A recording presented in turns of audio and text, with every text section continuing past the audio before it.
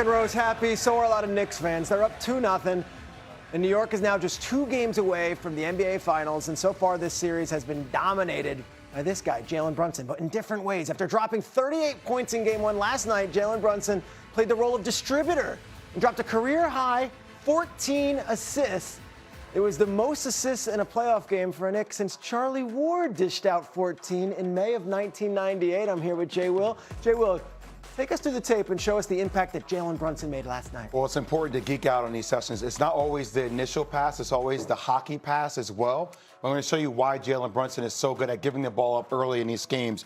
You're going to see right off the gate a little trap here by James Harden and Jarrett Allen. And you're going to see a little shuffle pass early over to the side to it's not working here. To Mikal Bridges, right? Little shuffle pass here over to the side. Play's going to continue to go.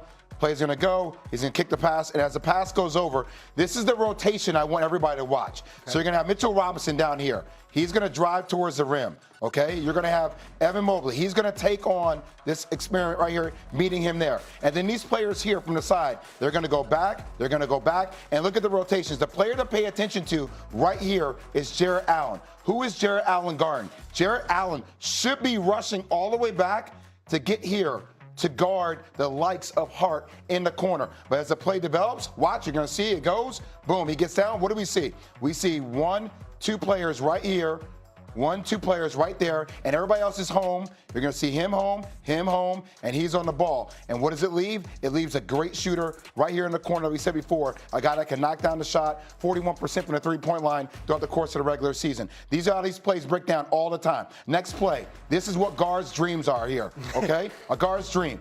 All this area right here. Now, vision is very important here. Vision as you drive, you're seeing, you're watching everybody. Look at Jarrett Allen right here.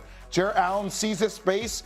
Mobley staying connected to Cat, and as the play drives, you're going to see Allen starts to leave. Allen's already gone. Allen's going down in this area here, and he's going to meet. Now watch the play by Brunson as he gets to the space. There's no way in hell this pass can get through double team. Everybody's staying home, right? Staying home here in the corner.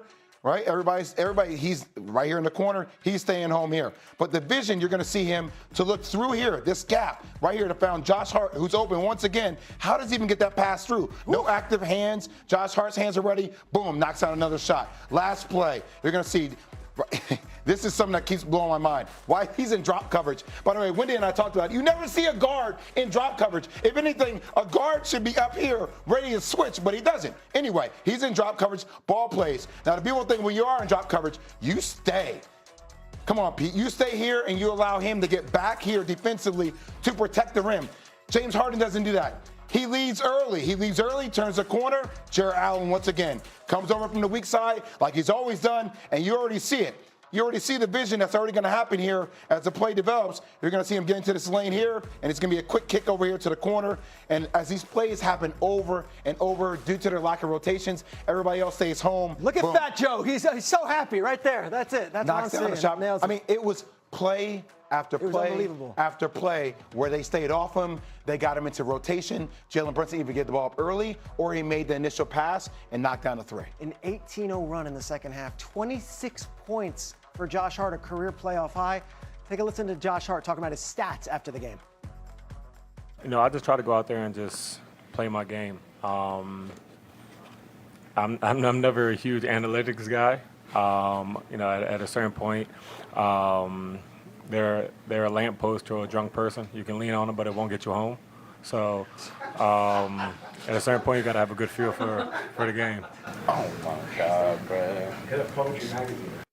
I love Cat's reaction. It's a great line. I'd never heard that before. He says he's a lamppost to a drunk person. You can lean on him, but they won't get you home.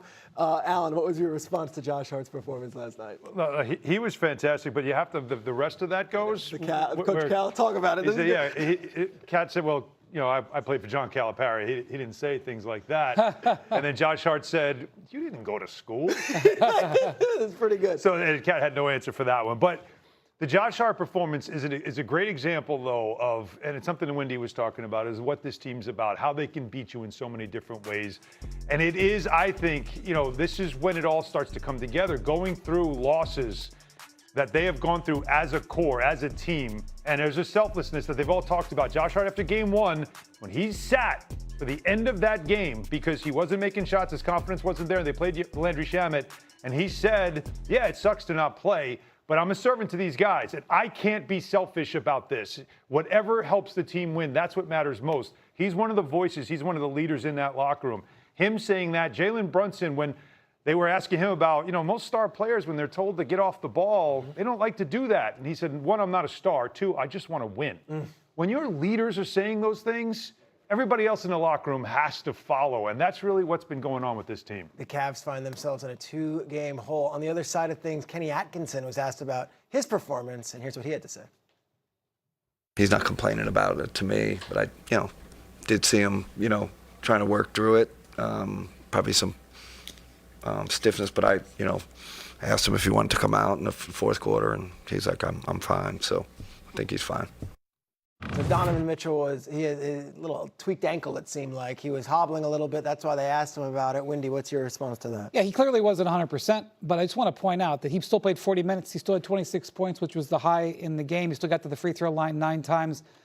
Whatever was affecting him physically was not the reason that the Cavs lost the game. And in fact, if you look at James Harden, and I realize defensively, it's not good, okay? But Harden and Mitchell had 44 points. They had 1 turnover. That's a performance that most of the time is going to get it done. Yeah. They only had 3 assists. You want to know why they only had 3 assists? Because nobody wearing a Cavs jersey could make a shot. Yep. Especially their bench, they're guys who they rely on to come in off the bench and hit those threes. DOA. So, look, at the end of the day, the Cavs are an average defensive team. By playoff standards, they are a poor defensive team. Their entire team is structured on hitting you with great offense. They are structured on being a high-volume three-point shooting team. When they don't hit their shots like this, they are probably going to be in trouble. You play a Knicks team that is a well-oiled machine, curtains. Guys, 2 things, guys. Number one, this team, last 2 games, 25 of 85 from the three-point line, 29%. Okay, so when they're not making threes, they're not winning games. Like most they're teams. A catch-and-shoot team. And also, I have to say this about James Harden. Yeah, that last play I showed was really bad. How many league guards are actually stopping people like Jalen Brunson, though? Well, Jalen Brunson isn't stopping guys like Jalen Brunson. So it's not going to come down to just James Harden on Jalen Brunson or Donovan Mitchell having a tweak. Everybody's injured at this time of year. And what I love about Donovan, there are no excuses, right, Pete? You don't hear him talking about it. It's not in the injury report. At the end of the day, they need to defend. They need to make shots from the outside. If they can do that, that gives them their best chance to win. I just don't know if there's enough energy in the way they play with. Maybe they get it at home. Maybe they get 1 game. This Knicks team is hitting on all cylinders, guys. To your point, Merrill, a high level of basketball. Merrill couldn't hit the shots last night. Wade, nothing. And then, Schroeder's out there. He's not scoring. They need their bench to do something. And usually your bench plays better at home, and that's why Game 3 really stands to be the one that you watch to see can the Cavs get back in the series. But the 18-0 run the Knicks had in that third quarter, that was just the one pocket of the game where the Cavs kind of slipped. Turnovers, everything else, and that's where the game got away from them. 13% from the field. That was their bench yesterday. We've got Game 3 of the Eastern Conference Finals coming up tomorrow night, 8 p.m. Eastern, and on the ESPN app. Start your night with NBA.